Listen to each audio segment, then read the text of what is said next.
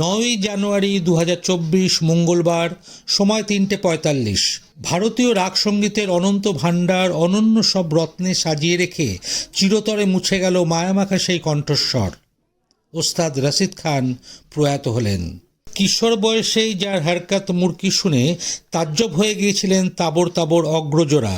একাধারে যে গলায় গমকের এমন তোড়, সেই গলায় আবার অনাবিল আদর মিলিয়ে চলছে অবলীলায়। ভারতীয় শাস্ত্রীয় সঙ্গীতকে এগিয়ে নিয়ে যাওয়ার গুরুভার বইবার লোক এসে গিয়েছে, বুঝেছিলেন সকলে। কিন্তু সেই ভবিষ্যতে যে এত দ্রুত নিভে যাবে, কেই বা ভেবেছিল?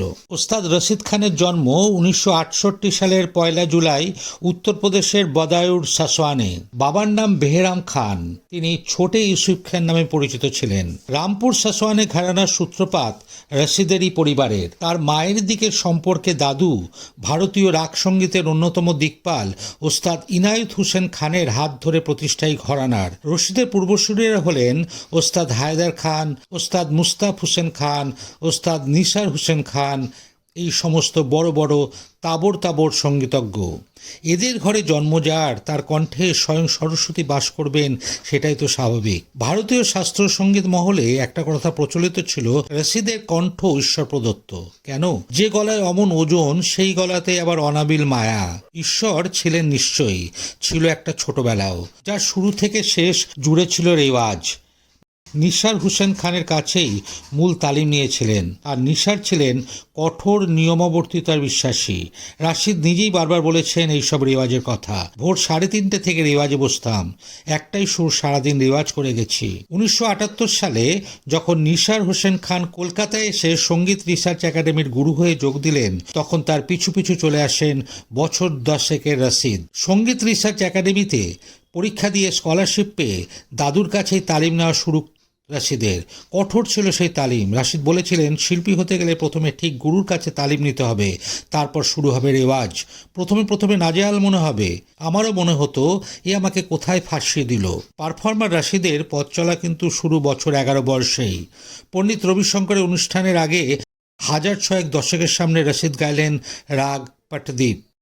তারপরই কলকাতা একটা ঘরোয়া অনুষ্ঠানে তার পরিচয় হয় পণ্ডিত ভীমসেন যোশীর সঙ্গে। কিশোর রশিদের গলা শুনে মুগ্ধ হন ভীমসেন। পুনেতে রশিদকে তার বাড়িতে যেতে বলেন। এরপর থেকে রশিদ যতবারই পুনে গিয়েছিলেন, ততবারই তিনি পণ্ডিতজির বাড়ি গিয়েছিলেন। রশিদের গান শুনে ভীমসেন যোশী বলেছিলেন, ভারতীয় শাস্ত্রীয় সঙ্গীতের ভবিষ্যৎ এই ছেলের হাতে সুরক্ষিত থাকবে। প্রিয় অনুজকে দেওয়া ভীমসেনের পরামর্শ ছিল, নজরানা ছাড়া গান গাইবে না। নজরানা তো ভারতীয় মার্গীয় সঙ্গীতকে দিয়ে গেলেন রশিদ। যারা ভাবেন শাস্ত্রীয় সঙ্গীত মানে কঠিন ব্যাপার, তারা ভুল ভাবেন না খুব একটা। টেকনিক্যালের সুরের উচ্চতা যে স্তরে পৌঁছানো উচিত, একমাত্র শাস্ত্রীয় সঙ্গীতেই তা মেনে চলা হয়। রশিদ তার সময় থেকেই এখানে এগিয়েছিলেন। তার গান শুনে কখনো মনে হয়নি কঠিন কিছু একটা হচ্ছে।